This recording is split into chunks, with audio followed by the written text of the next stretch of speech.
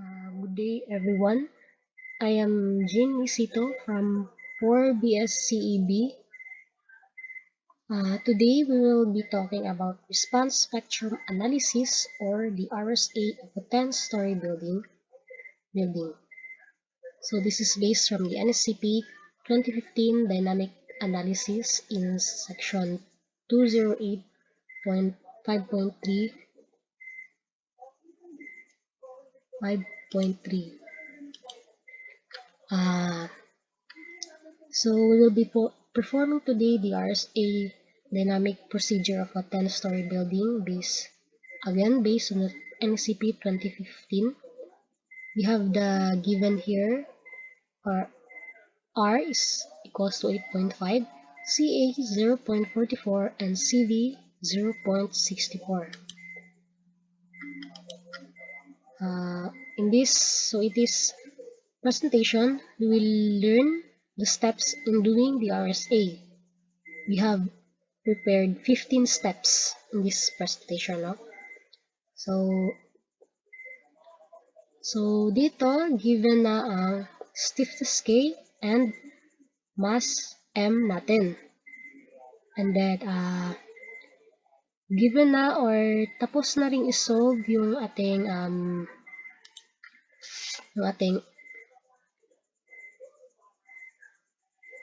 eigenvalues and our frequency and period. Pero ipapakita pa rin natin mamaya kung paano sila nakuha, no? Yan. So let's proceed to our first step, which is compute the mass and stiffness K in each story. So again, tapos na siyang isolve, no? Yung K at M natin. So, no need to solve na.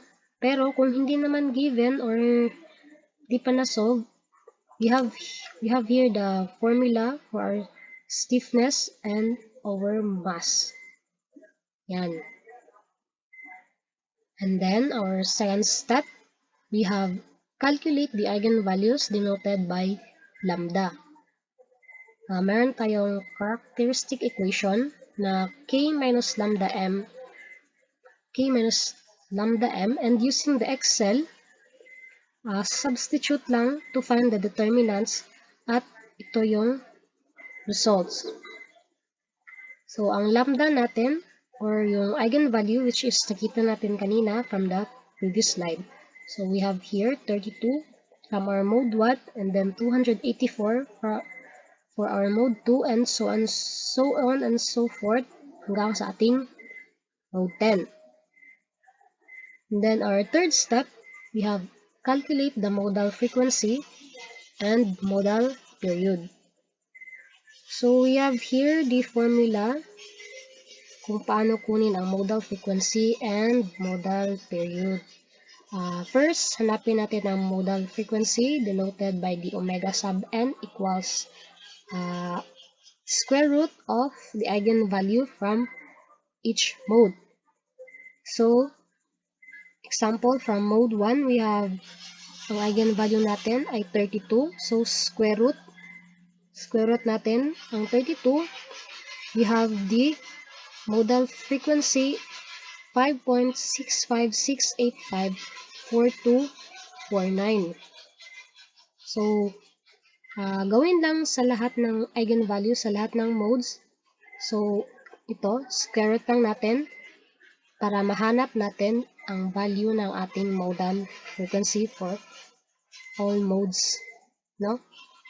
And then, next is we need to find the modal period. Modal period T sub n equals 2 pi over our modal frequency. So from mode 1, we have 2 pi over 5, mode 1, 5.65685449, and then we will have our modal period 1.1107200735. So again, gawin lang sa lahat ng modes para ma-solve natin ang ating modal period. Yan. Ito yan sila lahat. And then, let's proceed to our fourth step. Calculate the eigenvectors for each eigenvalues. So, para ma-calculate natin, gagamitin natin ang characteristic equation, which is k minus lambda m equals 0. So, dahil nahanap na natin ang eigenvalues, substitute na lang for every mode. Like for example, sa mode 1, we have the eigenvalue of 32. So, substitute lang using the Excel and makukuha natin ang result. Same lang rin ang mga procedures na gagawin sa ibang modes. So, ito na ang nakuha nating value, no? Ito siya, no? Multiplies lang sa eigenvectors, then equate natin sa 0. So, dahil meron tayong 10 equations and 10 unknowns, at naka-equate pa siya sa 0, so wala tayong solution. No solution. So, ang gagawin natin dito, i-assume natin ang ating topmost floor o yung 10th floor natin equals to 1. So, itong phi10 equals 1 na. And note, eliminate the last row and transpose the last column to the right portion of the equation. So, ito, highlight yung last row natin, and then ito naman last column natin, transpose natin. So, lahat ng negative values ay magiging positive.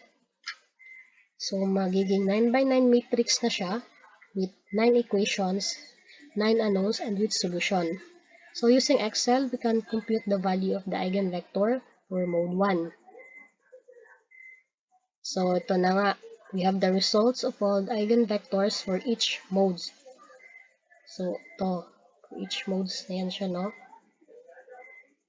From mode 1 to mode 10. Now, same lang ang process na ginawa natin sa ibang modes para mahanap ang eigenvectors. So, itong eigenvectors, they will determine the mode shapes of our structure. So, ito na yung mga mode shapes natin, no? So, ginraph natin. Then, sa mode 1, walang nag-cross. Then, sa mode 2, meron hanggang sa mode 10. Yan. And then, ito na yung figure ng graph natin pag pinagsama-sama na yung mga mode shapes natin. So, our step 5, calculate the modal participation factors denoted by the symbol gamma. So, we have the formula for our modal participation factor equals L over our general mass matrix. Itong L nga pala ay yung coefficient vector. So, before natin mahanap yung modal participation factor natin, hanapin muna natin ang value ng ating generalized mass matrix. The formula of transpose eigenvector multiply sa mass matrix, then multiply naman sa eigenvector na value. So, yung pag-transpose sa eigenvectors, yung column no ay magiging row, 10 by 10 pa rin siya na matrix. And then using the Excel, ito na yung result ng ating generalized mass matrix. And para naman sa ating coefficient vector or yung L, which is equals sa transpose na eigenvectors times to the mass matrix times to the directional displacement unit vector or yung D.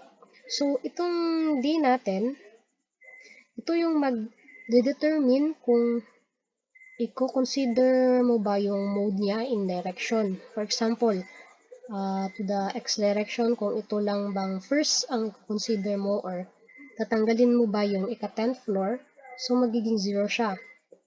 However, dito is i-consider natin ang lahat ng modes and floors. So, ito lang, multiply lang and using the Excel, ito ang resulting coefficient vector natin, itong L. So, dahil nakuha na natin ang value ng generalized mass matrix and L, pwede na natin kunin or makompute ang modal participation factor using this formula. Then, is our modal participation factor. So, inverse lang natin ang generalized mass matrix, then multiply to the coefficient vector or L. And then, using Excel, ito na ang result. So, our modal participation factor for mode 1, we have 1.279894487. And the remaining modes are here. So, yan yung modal participation factor natin. Pag ito total natin silang lahat, ang sagot ay 1. Next step, compute the modal mass participation percentage. So, here we will find out kung anong mode ang grabing mag-participate. So, before ma-solve ang modal mass participation percentage, kailangan muna isolve ang effective modal mass denoted by L, then the Hadamard product, then gamma. So, multiply lang element by element. So, ito siya. Multiply mo lang dito. Then, ito na yung result. So, gawin lang ito, no? And then, ito na yung mga result nila. And then, i-add lang ang lahat ng effective modal mass and we have our mass total of 13.95. So, nakuha na natin ang value ng effective modal mass at ng total mass. Pwede natin ma-solve ang ating modal mass participation percentage. So, using the formula PM equals effective modal mass over total mass times 100%. So, for our mode 1, we have 80.99559.723 and for our remaining modes. So, gamit tayo ng Excel, no? Ganito yung sagot niya. So, according to NSCP 2015, at least 90% ang mag-participate. So, if we base here, pwede nang si mode 1 and mode 2 ang gamitin natin kasi nakaabot na siya ng 90%. However, dito sa example natin kasi, consider natin lahat ng modes. Then, our 7th step, we have to determine the corresponding spectral acceleration. So, we already have our period or our T sub n, no? Nasolve natin kanina sa previous slide. And then, given pa rin na yung CA, which is 0.44, and CV, which is 0.64. So, prior to the figure 208-3 of NSCP 2015, we have the formula for TS. CV equals 2.5 CA. Then we have the answer 0.582 and then our 0.2 TS equals to 0.2. Substitute lang no kanina yung TS natin 0.582 and we have 0.1164.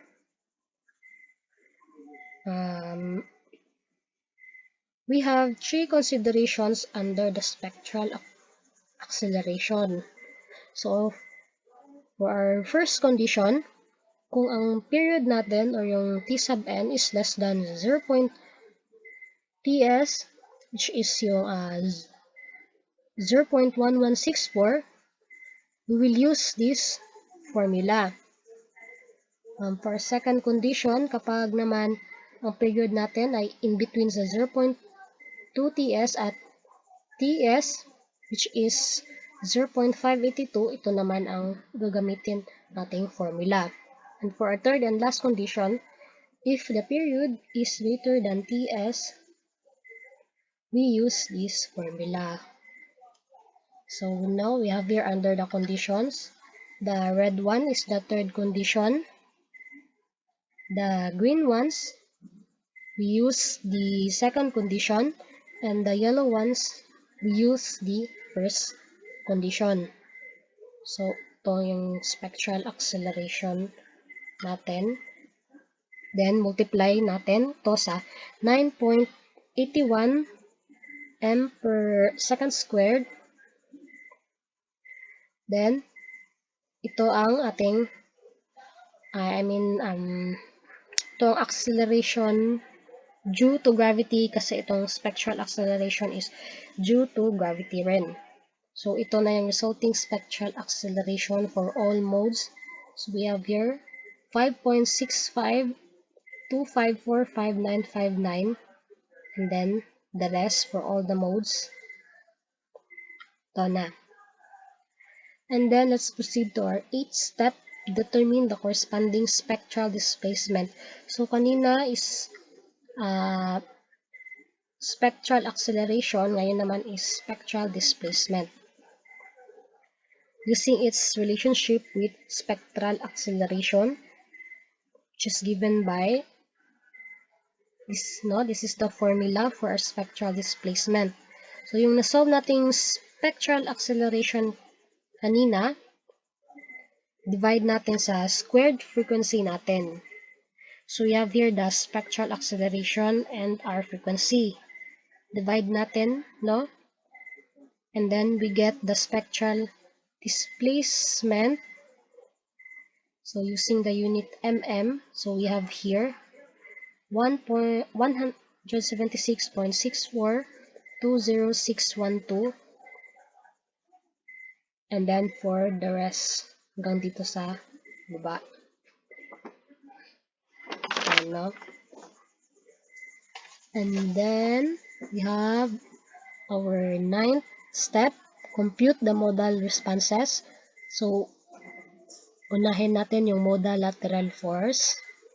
So, ito ang formula para makuha ang lateral force. Modal mass participation times sa mass matrix times eigenvectors times spectral acceleration. So, tapos na natin silang isolve lahat. So, for mode 1, para sa ating modal lateral force, or yung F1 natin, we have 1.279894478 from our modal mass participation factor. Then, times natin sa mass matrix times the eigenvectors for mode 1, ito. Then, times then sa spectral acceleration for mode 1 natin, which is 7.235. And then, using Excel, ito yung resulting lateral forces for mode 1. No, mode 1 pa lang yan. Then, gawin lang lahat ng modes, same solution lang para makuha ang modal lateral forces. Using Excel, no?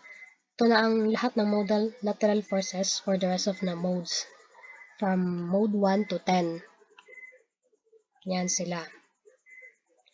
Then, para ma-visualize at maintindihan natin siya, meron tayong modal lateral force figure dito. So, for mode 1, ganito ang kanyang figure ng lateral force.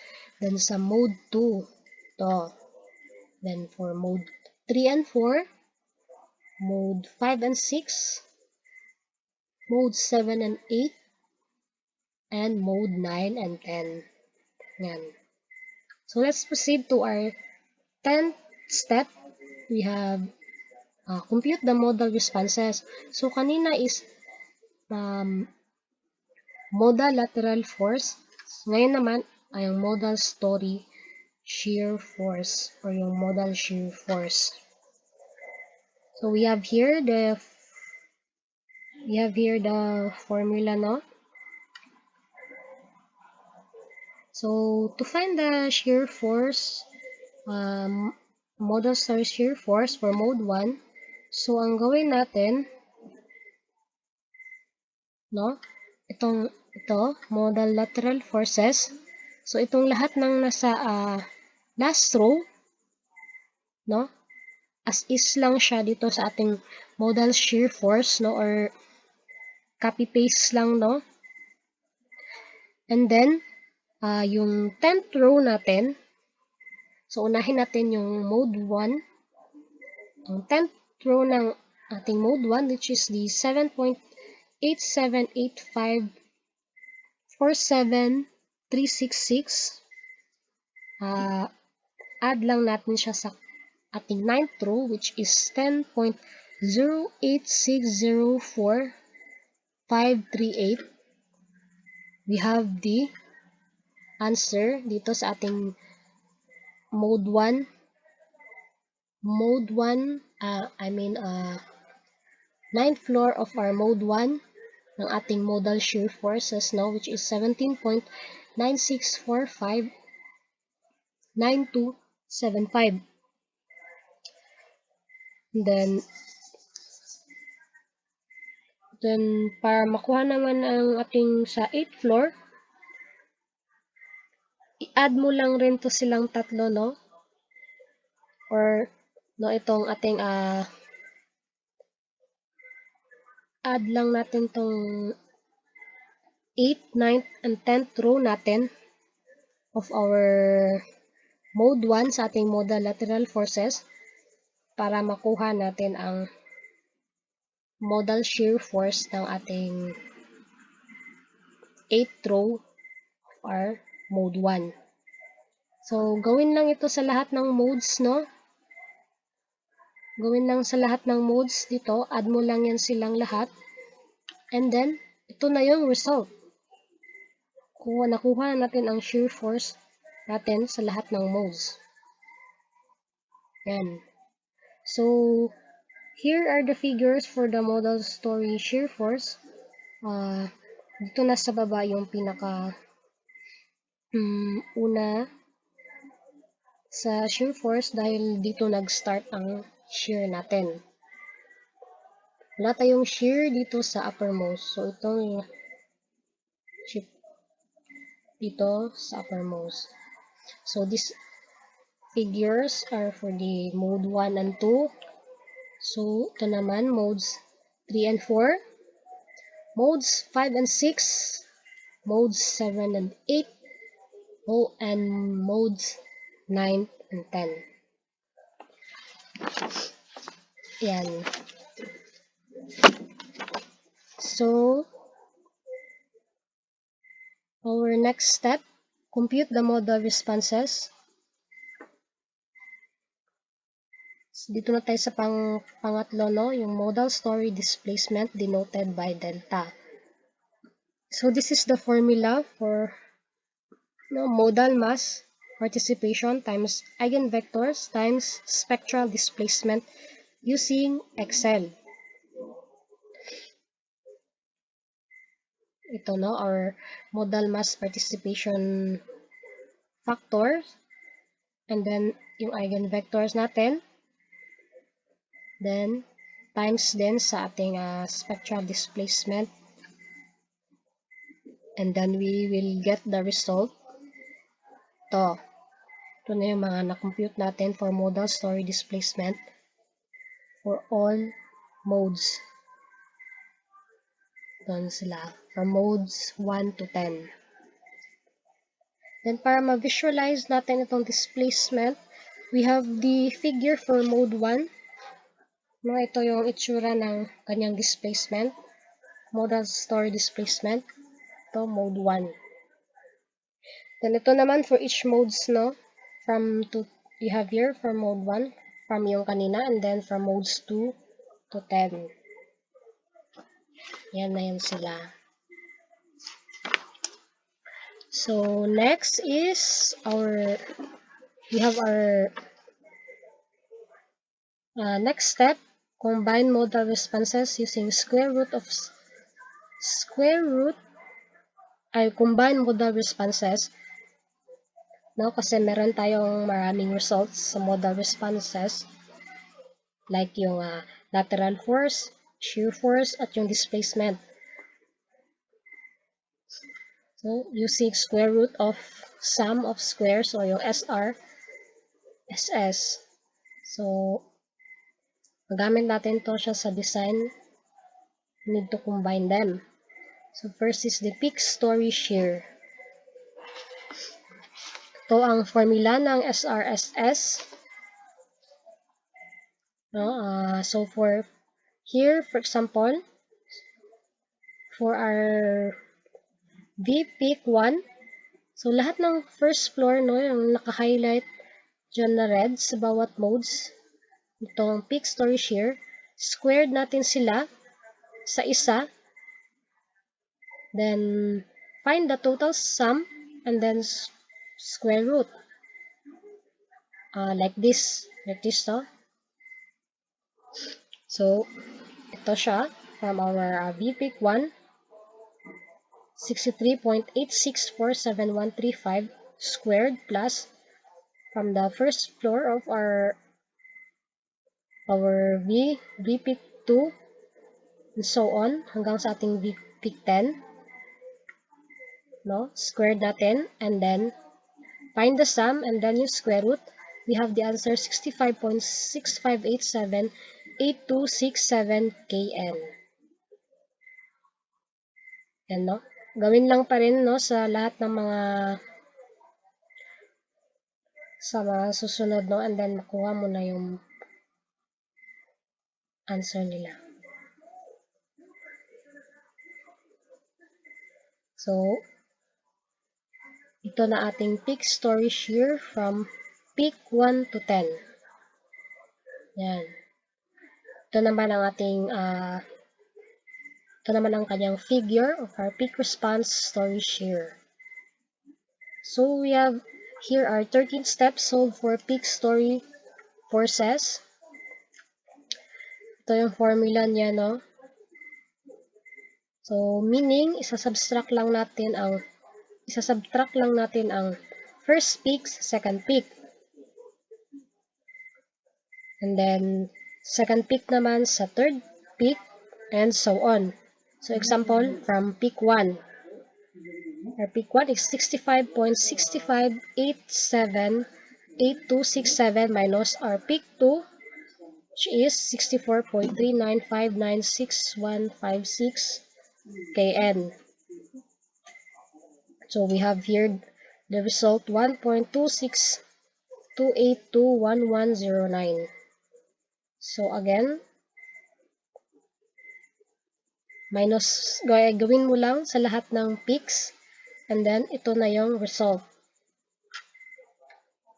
Subtract each peak to the next peak to find the peak story forces. Then, ito yung mga result nila.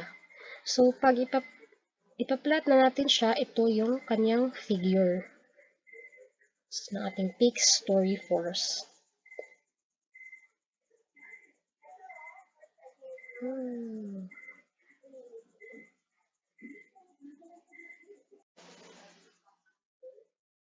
So, for our 14th step, we have combine modal responses using SRSS, or the peak story displacement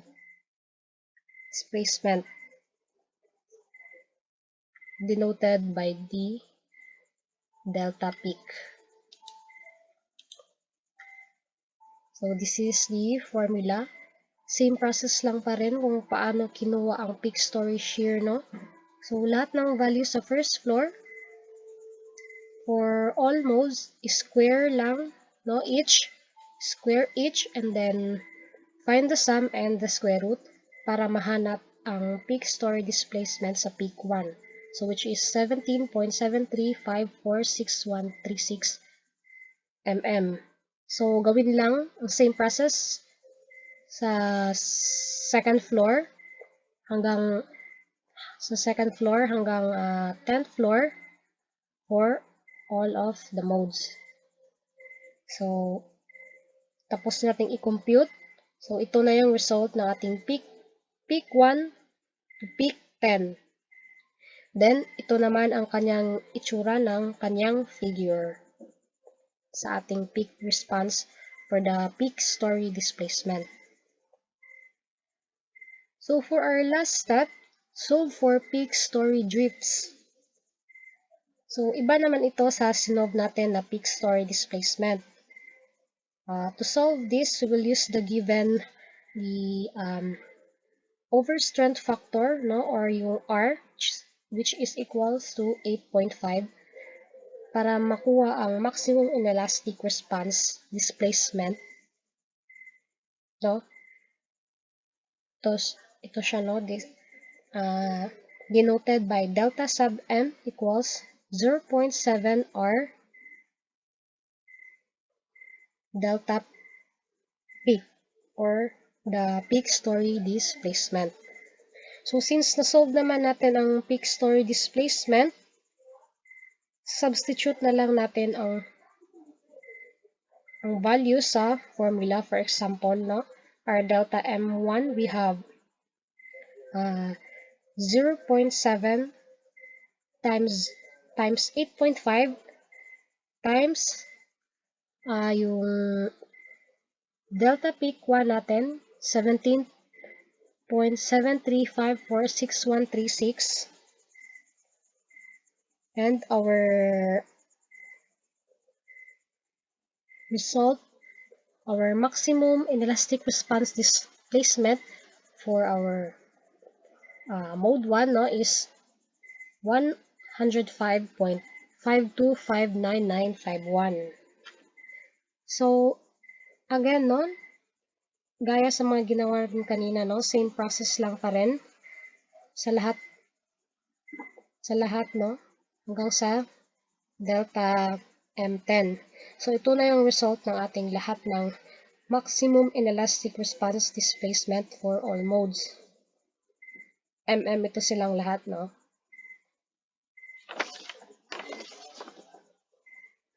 So, we have here, according to NSCP 2015, 286.5.1, nakasaad na calculated drifts using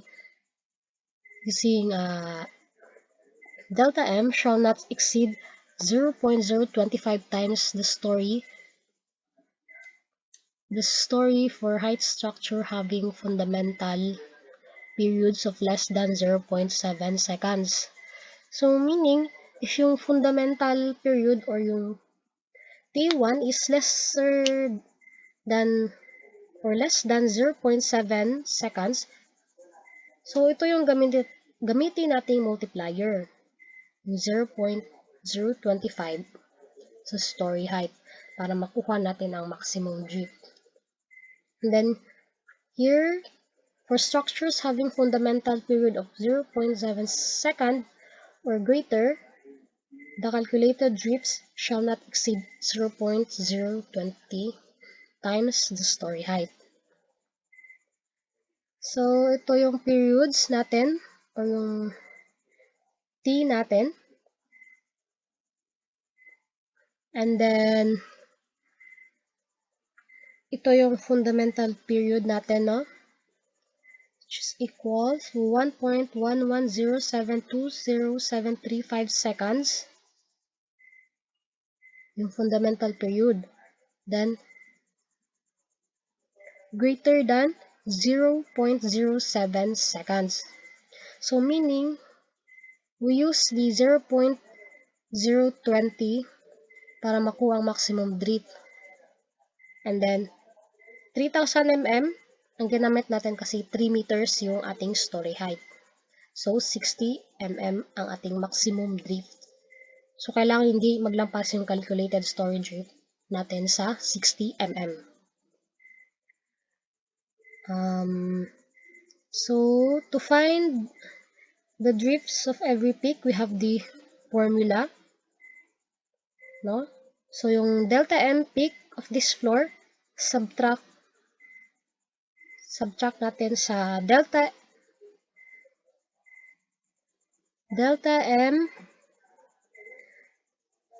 M peak floor ng preceding o yung nasa baba. No? So, for our drift peak 1, which is 105.525991, no, no? Then, minus 0. Minus 0 kasi wala naman siyang floor sa baba na. So, wala din tayong delta M peak sa baba ng delta M peak 1. So, minus 0. And then, for yung drift peak 2 natin, minus natin sa delta M peak 1. So, ito yung result. And then,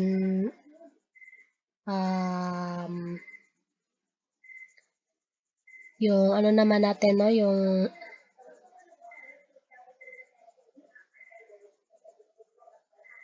for our drift peak 3, same pa rin, no, kung paano natin kinuha.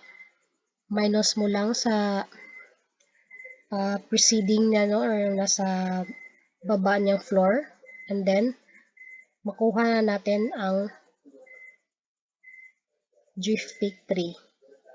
So, delta M peak 3 minus delta M2 para sa ating drift peak 3. So, result is 205.467 mm. So, ganun tayo nang gawin hanggang sa drift peak 10. So, ito na yung nakuha nating maximum drifts.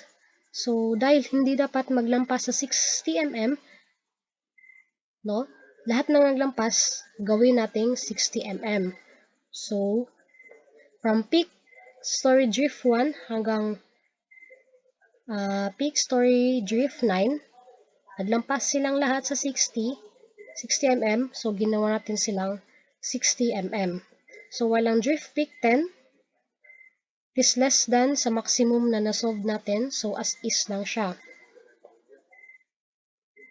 So, ito na ang kanyang itsura. Yung drift, no? Ito yung red lines, no? 60 mm, 60 mm. And then, hanggang yung sa ating topmost floor, no? Which is 34.29 mm. So, this concludes the response spectrum analysis for 10th story building. So, thank you.